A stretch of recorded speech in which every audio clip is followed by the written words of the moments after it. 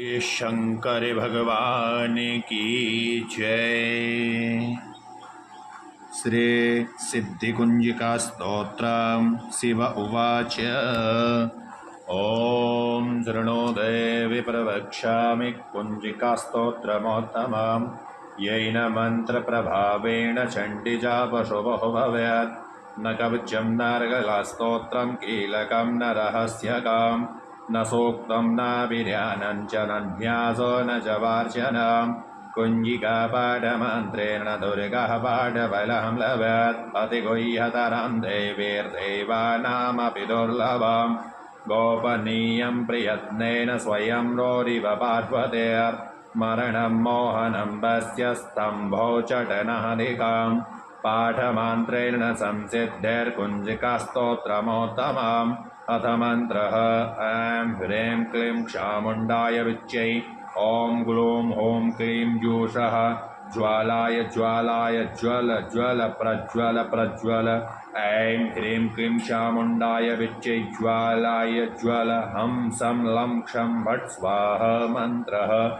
नमस्ते रुद्ररूपिण्ये नमस्ते मधुमर्दिने नमः कैटभयारिण्ये नमस्ते महिषार्दिने नमस्ते शम्भुहन्त्रे जने शुम्भस्सुरघातिने। जागृतं हिमां देवर्जपं सिद्धिं कुरुष्वमर्। ऐकारिं सृष्टिरूपायै ह्रींकारि प्रतिपालिकां क्रीं कालिकामिरूपिण्यै बीजरूपनमस्तुते। चामुण्डच्छण्डघाते च यैकारि वरदायने विच्चे च भयद नित्यं नमस्ते मन्त्ररूपिणे। ॐ धां ध्रीं धुं धुं जडेः पत्नीं बां ब्रीं ब्रुम्बागधीश्वरेर्कां क्रीं क्रूं कालिका देवीः सां सीं सौम्य शुभं कुरुः। ॐ ॐ ॐकार्यरूपिण्यैर्जं जं जं जम्बनादिनेः भ्रां ब्रीं भ्रूं भैरवै भद्रैः भवानी ते नमो नमः। आं कां चां टां पां यां सां वैं द्रौं ऐं बीं हां क्षं द्विजाग्रं द्विजाग्रं त्रूटाय त्रूटाय दीप्तं कुरुं कुरुं श्वः।